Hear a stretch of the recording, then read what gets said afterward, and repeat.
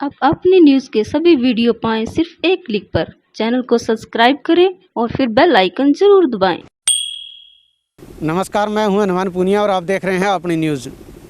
किसानों की सरसों की खरीद यहां पर की जा रही है मार्केट कमेटी सिरसा की तरफ से, और मैं फ़िलहाल जमाल गांव के परचेज सेंटर पे हूं, जहां पर हैफेड की तरफ से ये सरसों की खरीद की जा रही है।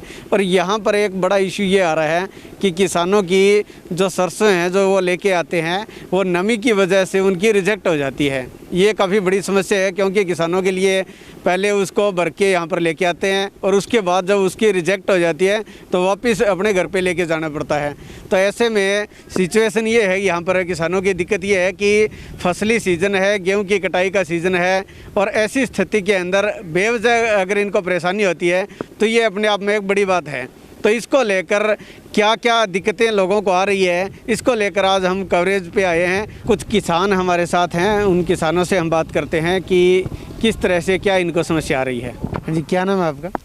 मेरा सर जी विनोद कुमार है जी, बकरियां वाली से। क्या समस्या आ रही है? समस्या तो जी ये है कि जो सैंपल लाते हैं ज़मींदार यहाँ, तो सैंपल में तो यहाँ सही बता देता है 7, 7.5, 8 नमी। वही सैंपल डेयरी से लाता है घर से, वो दिक्कत भुगत के आता है, फिर वो ट्राली भर के ले आता है। लेकिन यहाँ जब आके ये चेक करते हैं मशीन लगा के तो वो नमी बताता है 11, कभी 13। ये चक्कर है, पता नहीं सुबह उसमें मशीन में कोई चक्कर है या भी कोई धूप पड़ती है उसमें ज़्यादा नमी बता रहा है। तो इससे ये दिक्कत इस तरह है भी, इन्होंने इस 50 जैसे ज़मींदार लिए एक गाँव से, तो उस 50 ज़मींदार यहाँ एक जने को जाना है गाँव में, तो वहाँ भी मेन बस स्टैंड या कहीं के भी 50 ज़मींदार वहाँ चेक करा लो। तो यहाँ दिक्कत आने की तो ना हो, ज़मींदार को ट्राली लेके आने की तो दिक्कत ना हो। अब यहाँ तो जाते हैं 20-20 किलोमीटर, तो लाने जाने में खर्चा, और वो सीजन फिर कणक का ऊपर से सरसों का, तो इसमें काफ़ी दिक्कत है। तो इनको ऐसे करना चाहिए, नहीं या तो मशीन जैसे 50, एक ज़मींदार 50 गाँव का ज़्यादा बुलाते नहीं, 50 गाँव में एक जना जाके भी आ जाओ, आप सैंपल ले आओ गाँव में एक जगह, तो वहाँ चेक कर ले, तो यहाँ आने की ज़रूरत नहीं है। ये दिक्कत है ज़्यादा।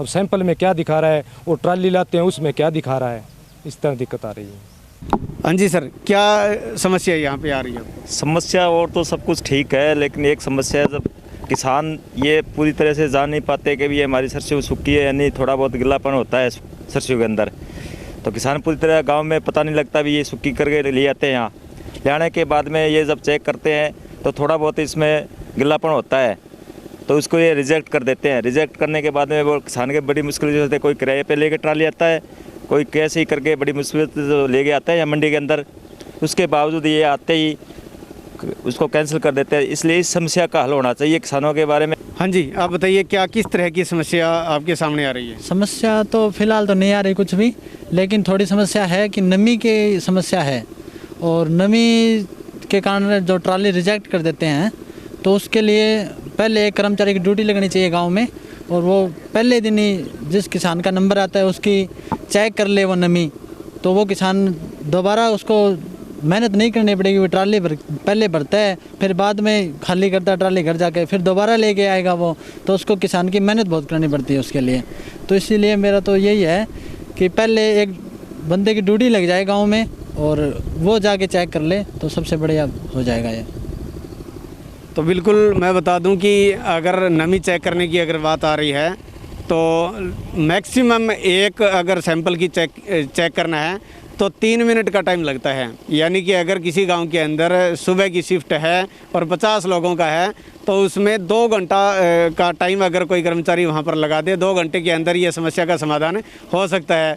प्रशासन का, विभाग का सिर्फ 2 घंटे लगने हैं, लेकिन अगर जो रिजेक्ट होती है उस किसान के लिए पूरे के पूरा दिन है वो पूरा ख़राब हो जाता है। तो ऐसे में ये ज़रूरी है कि अगर इस तरह की जो सैंपल की जो जाँच है वो उसके गाँव के अंदर एक जगह पर हो जाए तो उससे किसान को इस तरह की परेशानी का सामना नहीं करना पड़ेगा।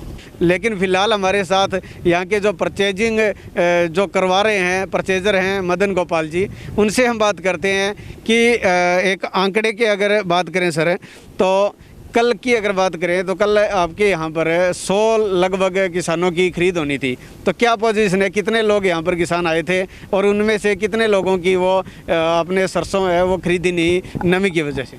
नमस्कार सर, सबसे पहले तो आपको कल सर ऐसा जो एज पर मार्केट कमेटी जो टोकन कटने थे या जिन्होंने किसानों ने लाना था वो लगभग 100 की लिस्ट है जी।